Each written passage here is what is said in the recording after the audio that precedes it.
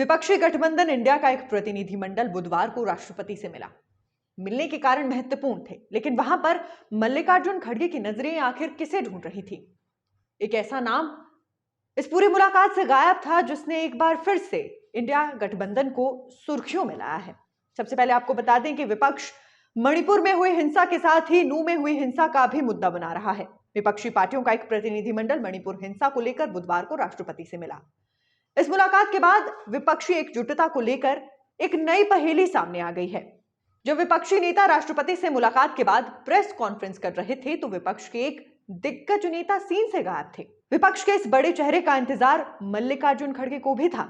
उम्मीद थी कि शायद विपक्ष का ये बड़ा चेहरा विपक्ष की इस बड़ी प्रेस कॉन्फ्रेंस में पहुंच जाए, लेकिन जब उम्मीद टूट गई तो खड़गे ने मीडिया के सामने पूरी बात रखी। उन्होंने प्रेस कॉन्फ्रेंस में कहा कि हमने राष्ट्रपति को एक ज्ञापन सौंपा है, वहां घटने वाली घटनाओं, खासकर महिलाओं के साथ अत्याचार के बारे में उन्हें अवगत करवाया है। हम राष्ट्रपति का ध्यान आकर्षित करने के लिए उनसे मिले हैं। लेकिन अब एक बड़ा सवाल है कि मल्लिकार्जुन खड़गे को किसका इंतजार था? विपक्षी गठबंधन का ये कौन सा बड़ा नाम है जिसके होने की उम्मीद जताई जा रही थी, लेकिन वो नाम इस प्रेस कॉन्फ्रेंस में शामिल नहीं था? दरअसल ये वही नाम है जो बीते कुछ दिनों से सुर्खियां बटोर रहा है विपक्षी गठबंधन में शामिल होने के बावजूद भी हिस्सा न बनने की, यानी बात कर रही हूं शरद पवार की।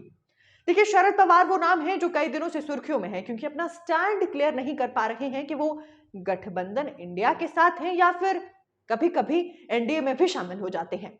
राष्ट्रपति भवन जाने वाले विपक्षी दलों के प्रतिनिधिमंडल में शरद पवार शामिल थे, लेकिन विपक्ष की प्रेस कॉन्फ्रेंस की बारी आई तो पवार गायब थे। सवाल यह है कि क्या शरद पवार ने विपक्ष की प्रेस कॉन्फ्रेंस से जानबूझकर ये एब्सेंट लगवाई है, दूरी बना ली है? क्या पवार मोदी सरकार के खिलाफ बोलने से बचना चाहते हैं?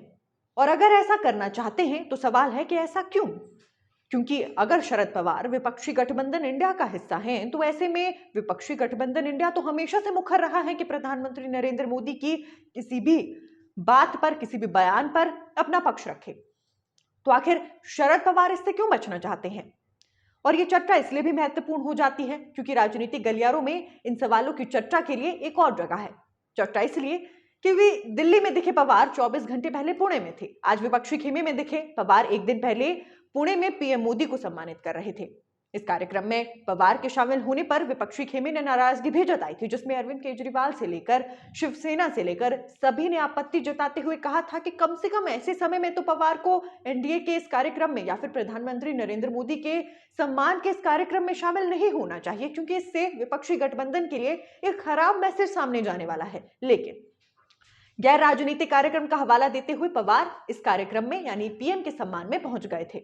इसके लिए उनका सहयोग करने में कुछ एक राजनीतिक परिवार के लोग और उसके साथ साथ उनकी खुद की बेटी बारामती से एमपी सुप्रिया सुले भी शामिल थी, जिन्होंने कहा था कि ये लोकतंत्र है और लोकतंत्र में कोई भी किसी भी कार्यक्रम में शामिल हो सकता है। इसके लिए इस तरीके से शरद पवार को किसी पार्टी से, किसी गठबंधन से या फिर कहीं और शामिल होने की चर्चाओं से नहीं जोड़ा जाना चाहिए।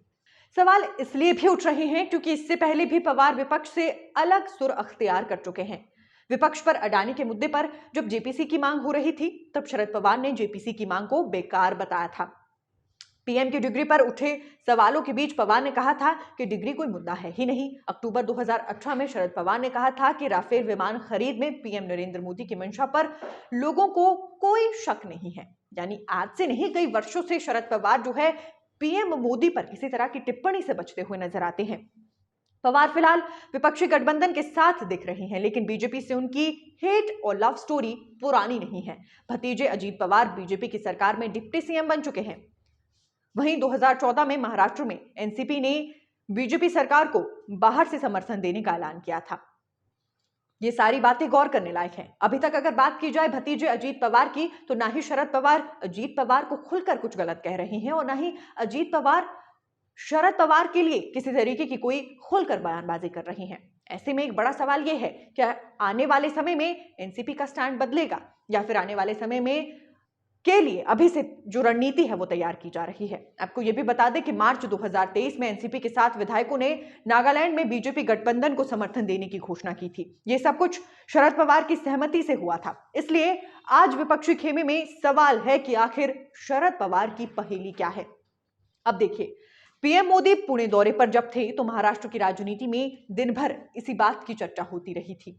खासकर चर्चा इसलिए बढ़ गई क्योंकि एक ही मंच पर साथ तो पहुंचे, यानी शरद पवार और पीएम मोदी साथ तो हुए, लेकिन फिर पीएम मोदी की मंद मंद मुस्कुराहट हो या फिर शरद पवार का प्रधानमंत्री नरेंद्र मोदी की पीठ पर हाथ रखना हो, इसने राजनीति में बहुत बड़ी हलचल पैदा कर दी।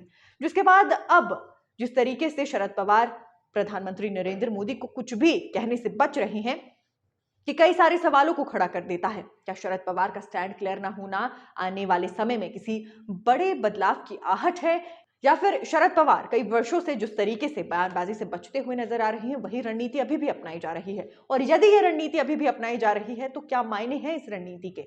यानी शरद पवार ने कई सारे सवालों को खड़ा कर दिया है। जिस तरीके से उन्होंने पीठ पर हाथ रखा, प्रधानमंत्री नरेंद्र मोदी एक साथ शामिल होकर मुस्कुराए हैं, एक ही स्टेज पर थे, इससे कई सारे सवाल खड़े हुए हैं, लेकिन जवाबों का अभी भी इंतजार है। तमाम बड़े अपडेट्स के साथ नेशन स्पीक्स हाजिर होता रहेगा। आप नेशन स्पीक्स के यूट्यूब चैनल को लाइक, सब्सक्राइब और शेयर करना बिल्कुल ना भूलें।